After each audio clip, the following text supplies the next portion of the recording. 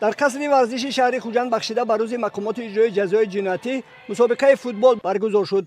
رهبریت ریاست اجرای جزای جنایتی در ولایت سوخت ضمن سخنرانی خود در مراسم افتتاحی چهاربینی از توجه و دستگیری‌های حکومت جمهوری تاجیکستان و فدراسیون فوتبال مملکت جهت رشد و عمومیت فوتبال یادآور شده قید نمودند که باعث افتخار است که با تشبث تاجیکستان روز 25 می همچون روز جهانی فوتبال قبول کرده شد. اعلان گردیدن روز جهانی فوتبال توسط قبول قطعنامه مخصوص مجمع عمومی سازمان ملل متحد نه تنها بیانگر نفوذ روزافزون جمهوری تاجیکستان در صحنه بین المللی بلکه گواه نقش سازنده ورزش در تحکیم صلح، دوستی و رشد انسانی محسوب می‌یابد. قید کرده شد که برگزاری چنین مسابقه ها در محیط خدمتی به حیث یک وسیله مؤثر سالمگردانی و فراغت نبوده همچنین عامل مهم در تحکیم انتظام خدمتی بلند برداشتن حس وطن دوستی و مسئولیت شناسی حیات شخصی می باشد.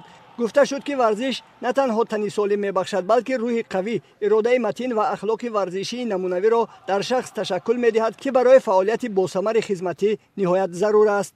مقصد و مرام تشکیل مسابقه اصلی است که دوستی بین کارمندان مقامات اجرایی مستحکم کرده شود. این ترغیب طرز حیاتی سالم و در حالت جسمانی خود را نگاه داشتن کارمندان مقامات باشد.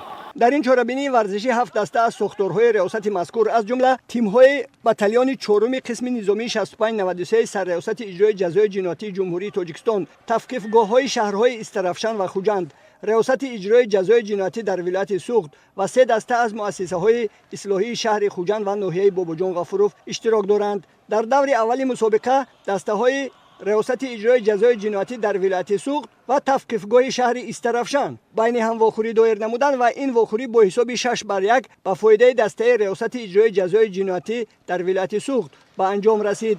واخوری دیگری دور اول این مسابقه بین دسته‌های مؤسسه‌های اصلاحی پنجم و سوم شهر خوجند برگزار گشت.